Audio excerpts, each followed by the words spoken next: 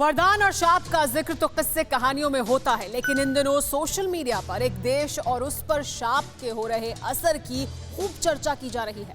Social media पर घटनाएं गिनवाई जा रही हैं, तबाही का आंकड़ा बताया जा रहा है और दावा किया जा रहा है कि ये एक शाप की वजह से हो रहा है। सोशल मीडिया पर जिस देश की कहानी घूम रही है उसका नाम मिस्र है।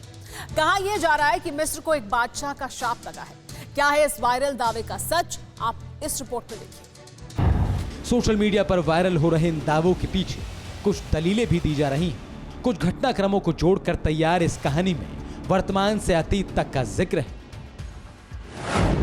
26 मार्च 2020 मिस्र में ट्रेन हादसा, 32 लोगों की मौत। 27 मार्च 2020 मिस्र में इमारत गिरी, 18 लोगों की मौत।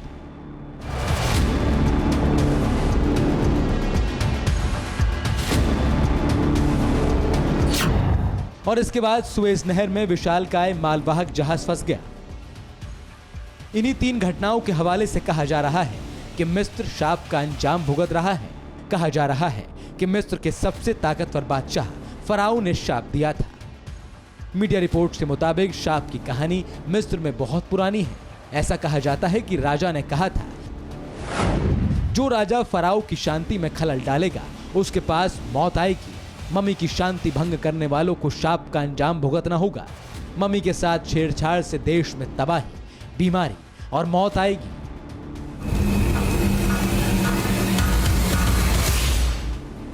मिस्र के सबसे ताकतवर बादशाह ने क्या शाप दिया था वो तो आपने देख लिया, लेकिन इस शाप की चर्चा अभी क्यों हो रही है? मिस्र मम्मी की शांति कौन भंग कर रहा है? इन सवालों का जवाब भी हमें जल्द मिल गया। मिस्र में इन दिनों भव्य तैयारी चल रही है। यहाँ 3 अप्रैल को एक रॉयल परेड होने वाली है। इस दौरान कई प्राचीन मम्मी को तहरीर स्क्वायर पर नेशनल म्यूजियम से काहिरा नेशनल म्यूजियम में भेजा जाएगा। मिस्र की सरकार ऐसा इसलिए कर रही है ताकि पर्यटक काहिरा के म्यूजियम में सभी मम्मी को एक साथ देख सके। इससे म्यूजियम की अहमियत बढ़ेगी। अब कुछ लोग मम्मी को एक जगह से दूसरी जगह शिफ्ट करने को मम्मी की शांति तोड़ना मान रहे हैं और हादसे को फराओ राजा के शाप का असर भी मान रहे हैं। इस बीच पुरातत्वविदों ने ट्विटर पर चल रहे दावे को खारिज कर दिया है। उन्होंने कहा है कि मिस्र में हो रही इस तरह की घटनाएं केवल एक संयोग मात्र हैं। पुरातत्वविदों ने श्राप के दावे को आधारहीन बता दिया और कहा, इन मम्मी को दूसरी जगह भेजे जाने से उनका सम्मान ही बढ़ेगा।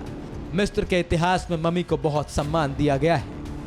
अब सरकार जब इसे कमाई का जरिया बना रही है तो कुछ लोग शाप को याद दिलाकर सरकार को ऐसा करने से रोकना चाहते हैं। फिलहाल तैयारी पूरी है और 3 अप्रैल को कई मम्मी को शिफ्ट किया जाएगा, लेकिन इस बीच किसी भी तरह की अनहोनी हुई तो उसे फिर एक बार शाप का असर ही बताया जाएगा।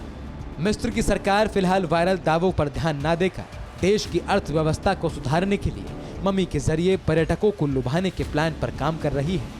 Bureau report, TV9 Bharatvarsh.